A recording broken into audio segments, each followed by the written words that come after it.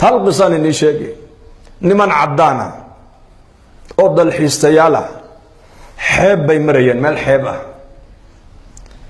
xeebtii waxay ugu tageen nin muslim oo dhalinyaro ah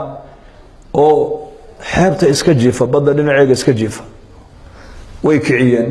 waxay ku yidhahdeen meeshan maxaa ku dhigay wuxuu yidhi waxaan ahay kalluumaysto baddaan ka kalluumaysanaya oo khaydkiibaa badda iigu jiro halkana waan ku xidha lugtayda marka kalluunku marka uu galo khaydkaasi deedna waan lugtaydaa dhaqaaqi waan kici waan soo saaran waan iska karsadaa dhowr xabadoodna waan qaataa reerkaygaan u geeyaa buu ka yidhi way ka naxeen markaas lacag bay iska soo ururiyeen lacagtii bay u dhiibeen lacag aad u fara badan wuxuu yidhi maxaan ka dhigaa waa qiso mathal yacni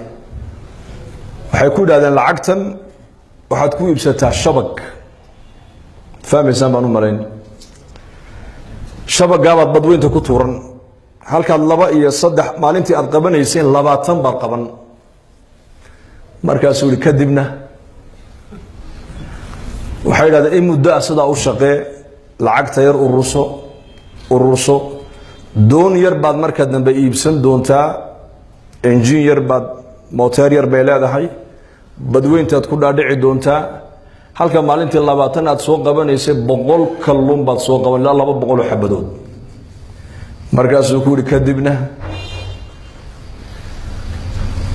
markaasay yidhahdeen in muddo ah sidaa u shaqee magaalada halkan suuqa khudaarta iyo hilibka lagu iibiyaad meel ka furanaysaa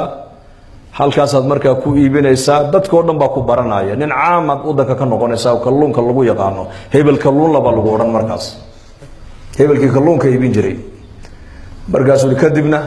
dhowr sano sidaa u shaqee haye lacagta ururi baanka dhig kadibna laashkan dheereeya ee badweynta u dhaadhaca ayaad iibsanaysaa fadeed annagu xageega fadeed baan idhahnaa Jabuuti fadeed kaabaad iibsanaysaa baddaad ku dhaadhacaysaa leedna waxaad soo qabanaysaa dhowr kun xabadood baad soo qabanaysaa maalintii iyo waliba khayraad badan oo badda ku jira markaasuu kadibna gobolada wadankoo dhan baad ka fureynaysaa markaa branch meelo maaragtaani aad ku iibisad kalluunka wadanka dhanba kalluunka adigaa siinaya markaasuu kadibna muddo sidaa u shaqee haddana 5 sano 6 sano lacagta ururi waxaad iibsanaysaa marka dambe warshadii saaradiinka samaynaysay markaasuu kadibna warshadaasi markaa way shaqaynaysaa adduunkaad u kala daraysaa markaasuu kadibna qasri weyn oo villa ayaad dhisanoo si fiican baad u seexan bay ka yidhahdeen wuxuu yidhi hadda markaad ii timaadeen baad hurdayga kicisayna buu yidhi wuxuu yidhi ma hurdo un baan intaa u maraa buu yidhi soonigii hurday maa imikadan waxaan ka wadaa macna isku aragti ma lihin nolosha daahirka maaha nolosha muslimku ابن تيمية رحمه الله يا يري إن لله جنة في الدنيا الدنيا دشيد إلهي جنو كله هي نك جنة الدنيا آنن قلنا جنة آخر ما قلبوا جنة الدنيا ومحي وحياة الإيمان والأعمال إنه قف كل نقضه قف قلبي يس إلهي مر والبا كوها يحسك إلهي وقدر كآمن سن راحوا ما هنولش الضاير كوها جاكت tan maanta adduunyada dadku masiibo u yaqaanana masiibo ma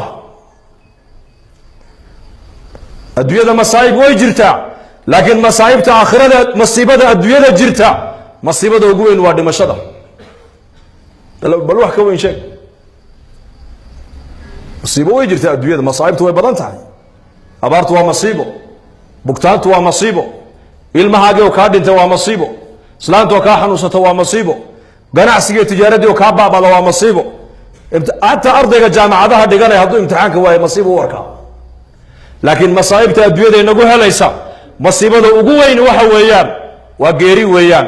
وأدونك مركن نقطه لكن آخر مركن للجوغو مصائب آخرة جرت مصيبة وقوير وحين نقول ندون تادي مشاطر